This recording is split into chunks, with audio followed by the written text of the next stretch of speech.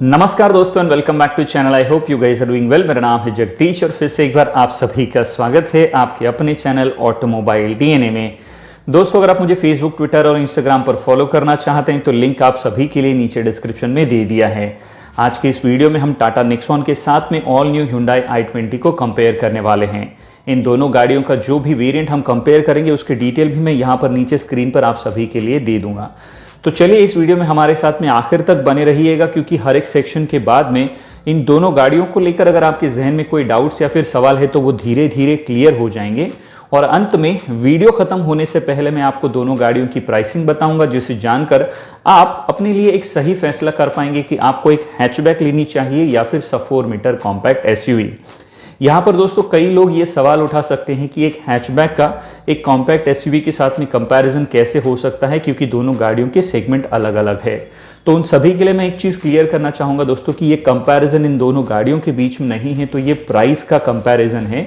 क्योंकि अगर same price में या फिर लगभग थोड़ा बहुत little bit plus minus price में अगर मुझे दो ऑप्शन मिलते हैं जिसमें एक हैचबैक है और एक कॉम्पैक्ट एसयूवी है, तो अपनी राय में अपने लिए मैं एक कॉम्पैक्ट एसयूवी लेना ज़्यादा प्रेफर करूंगा। आप क्या सोचते हैं, अपने लिए क्या प्रेफर करते हैं, या आपकी राय है दोस्तों, उसे नीचे कमेंट बॉक्स में ज़रूर लिखिएगा।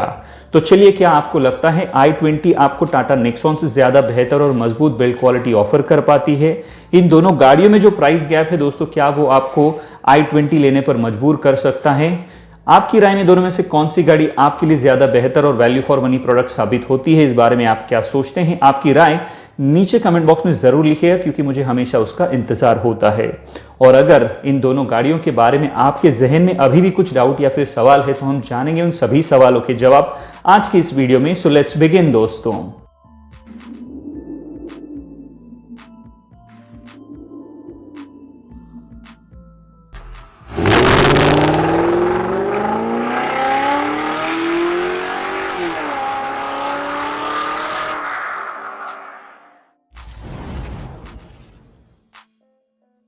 तो चलिए दोस्तों, सबसे पहले बात कर लेते हैं दोनों ही गाड़ियों के सेगमेंट के बारे में और उनके सेगमेंट की प्राइस रेंज के बारे में।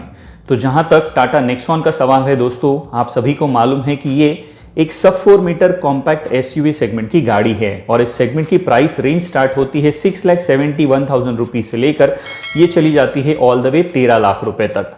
वहीं i20 एक प्रीमियम हैचबैक सेगमेंट की गाड़ी है दोस्तों और इस सेगमेंट की प्राइसिंग स्टार्ट होती है 5,44,000 रुपीज से लेकर ये चली जाती है ऑल द वे 11,33,000 रुपए तक। अब आगे बढ़ते हैं वीडियो में दोस्तों और बात कर लेते हैं दोनों ही गाड़ियों के डायमेंशंस के बारे में। तो जैसे कि आप अपनी स्क्रीन पर देख पा रहे हैं दोस्तों, i20 नेक्सॉन से लेंथ के मामले में 2 mm ज़्यादा बड़ी है और व्हील बेस के मामले में 82 mm ज़्यादा बड़ी है। वहीं नेक्सॉन i20 से विड्थ के मामले में 36 mm और हाइट के मामले में 101 mm ज़्यादा बड़ी है। अब बात कर लेते हैं दोस्तों दोनों ही गाड़ियों के इंजन स्पेसिफिकेशंस के बारे में, जिससे जानकर हमें पावर, परफॉर्मेंस और आउटपुट के बारे में थोड़ी बेहतर जानकारी हो जाएगी। शुरुआत करते हैं पेट्रोल इंजन से। तो जैसे कि आप अपनी स्क्रीन पर देख पा रहे हैं दोस्तों, i20 में आपको 1.2 litre 4 cylinder naturally aspirated petrol engine मिलता है, जो कि 83 PS की पावर जनरेट करता है 6000 RPM पर और 114 न्यूटन मीटर का टॉर्क जनरेट करता है 4200 RPM पर। वहीं नेक्सॉन में आपको मिलता है 1.2 लीटर का 3 सिलेंडर टर्बोचार्ज पेट्रोल इंजन, जो कि 120 PS की पावर जनरेट करता है 5500 RPM पर और 170 न्यूटन मीटर का टॉर्क जनरेट करता है 1750 से लेकर 4000 RPM पर। अब बात करते हैं डीजल में। तो डीजल में आपको i20 में मिलता है 1.5 लीटर का डीजल इंजन विद 100 PS की पावर, जो कि जनरेट होती है 4000 RPM पर और 240 न्यूटन मीटर का टॉर्क जनरेट होता है 1500 से लेकर 2750 RPM पर। वहीं नेक्सॉन में आपको मिलता है 1.5 लीटर का टर्बोचार्ज डीजल इंजन, जो कि 110 PS की पावर जनरेट करता है 4000 RPM पर और 260 न्यूटन मीटर का टॉर्क जनरेट करता है 1500 से लेकर 2750 RPM पर। अब देखते हैं कि बिल्ड क्वालिटी के मामले में दोनों गाड़ियां कैसी हैं और एक नज़र डालते हैं दोनों ही गाड़ियों के कर्व वेट पर, जिसे जानकर हमें एक बेसिक सा अंदाज़ा हो जाएगा कि किसकी बिल्ड क्वालिटी ज़्यादा मजबूत है। हालांकि Hyundai की तरफ से ऑफिशियली i20 के बारे में कोई भी फिगर्स रिवील नहीं किए गए हैं, लेकिन अप्रॉक्सीमेटली अंदाजन इसका वजन है 865 किलोग्राम तक। वहीं टाटा नेक्सॉन का कर्व वेट है दोस्तों 1188 किलोग्राम से लेकर 1250 किलोग्राम तक। अब आगे बढ़ते हैं वीडियो में दोस्तों और बात कर लेते हैं दोनों ही गाड़ियों के ग्राउंड क्लियरेंस के बारे में। तो यहाँ पर भी वही दिक्कत है दोस्तों कि Hyundai ने i20 के ग्राउंड क्लियरेंस के ऑफिशियल फिगर अभी तक रिवील नहीं किए हैं, लेकिन अप्रॉक्सीमेटली यानी कि अंदाजन इसका ग्राउंड क्लियरेंस हो सकता है 170 mm। दूसरी ओर आपको टाटा नेक्सॉन में 209 mm का 209 mm का ग्राउंड क्लियरेंस देखने को मिल जाता है। अब बात करते हैं दोस्तों दोनों ही गाड़ियों के टर्निंग रेडियस के बारे में। तो जहां पर i20 में आपको अप्रॉक्सीमेटली 5.2 मीटर का टर्निंग रेडियस मिलता है, वहीं टाटा की नेक्सॉन में आपको 5.1 मीटर का टर्निंग रेडियस देखने को मिल जाएगा दोस्तों।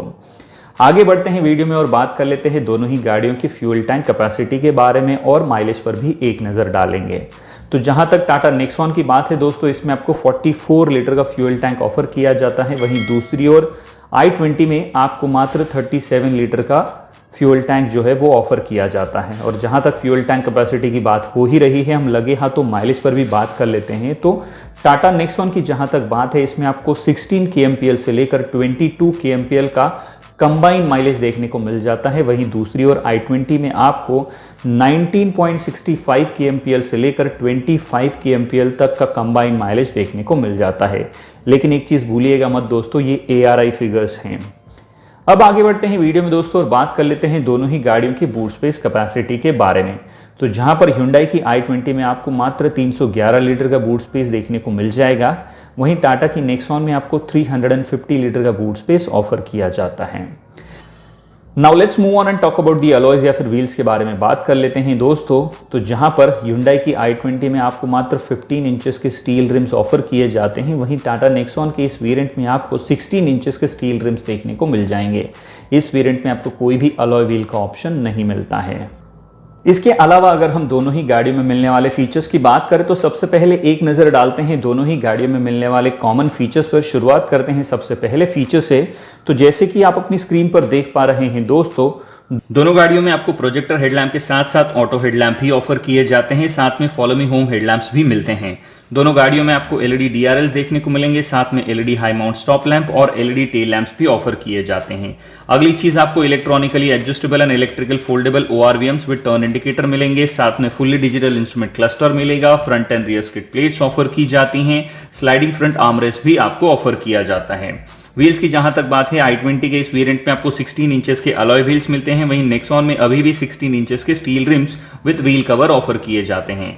दोनों गाड़ियों में आपको फैब्रिक सीट अपहोल्स्ट्री मिलेगी, टिल्ट पावर स्टीयरिंग मिलेगी, लेकिन i20 में टिल्ट एंड टेलीस्कोपिक दोनों मिलेंगे। स्टीयरिंग माउंटेड कंट्रोल्स दोनों गाड़ियां ऑफर करती हैं। एसी की जहां तक बात है, i20 में आपको फुल्ली ऑटोमेटिक क्लाइमेट कंट्रोल मिलेगा, वहीं नेक्सॉन में केवल मैनुअल एसी मिलेगा। एंटी लॉक ब्रेकिंग सिस्टम यानी कि ABS के साथ में इलेक्ट्रॉनिक ब्रेक डिस्ट्रीब्यूशन यानी कि EBD भी दोनों गाड़ियां ऑफर करती हैं।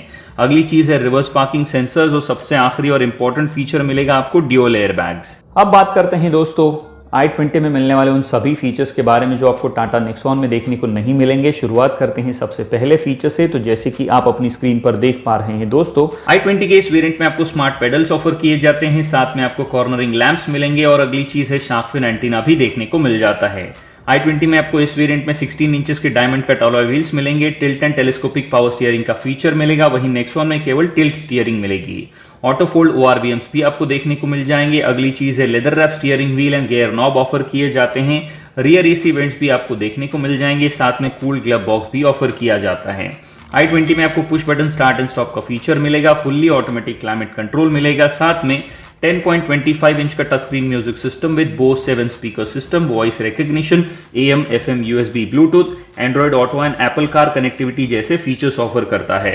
यहाँ पर आपको wireless charger with cooling pad offer किया जाता है, साथ में स्मार्ट वॉच कनेक्टिविटी मिलेगी, फ्रंट प्रोजेक्टर फॉग लैंप्स मिलेंगे। i20 में आपको day night IRVM with telematic switches जैसे कि SOS, रोड साइड असिस्टेंस और ब्लू लिंक यहाँ पर मिल जाएगा। i20 के इस वेरिएंट में आपको रिवर्स पार्किंग कैमरा मिलेगा, साथ में इमरजेंसी स्टॉप सिग्नल आएगा, tyre pressure monitoring system offer किया जाता है और आखिरी चीज है ड्राइवर रियर व्यू मॉनिटर।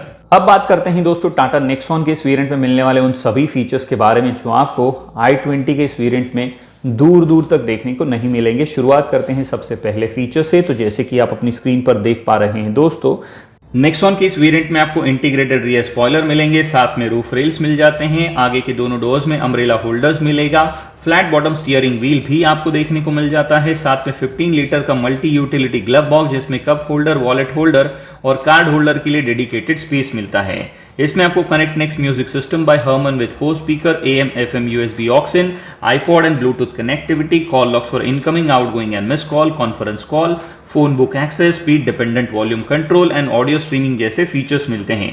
इसमें आपको multiple drive modes which is eco city and sport offer किए जाते हैं। साथ में रेन सेंसिंग वाइपर्स देखने को मिलेंगे और हम भारतीयों का फेवरेट इलेक्ट्रिक सनरूफ भी आ जाता है। नेक्सॉन की इस वेरिएंट में आपको आइसोफिक्स चाइल्ड सीट एंकर्स, उसके साथ में इमरजेंसी ब्रेक असिस्ट, अगली चीज है इलेक्ट्रॉनिक ब्रेक प्रीफिल, उसके साथ में ब्रेक डिस्क वाइपिंग, अगली चीज है दोस्तों इलेक्ट्रॉनिक स्टेबिलिटी प्रोग्राम, साथ में इलेक्ट्रॉनिक ट्रैक्शन कंट्रोल, उसी के साथ साथ हिल होल्ड कंट्रोल और आखिरी इंपॉर्टेंट फीचर है इसमें आपको रोल ओवर मिटिगेशन के साथ साथ global NCAP 5 star safety ratings भी मिल जाती है। चलिए अब आगे बढ़ते हैं दोस्तों और बात कर लेते हैं दोनों ही गाड़ियों के वारंटी ऑफर के बारे में। तो जहां पर टाटा नेक्सॉन का सवाल है दोस्तों, इसमें आपको 2 साल या फिर 75,000 किलोमीटर तक की वारंटी ऑफर की जाती है।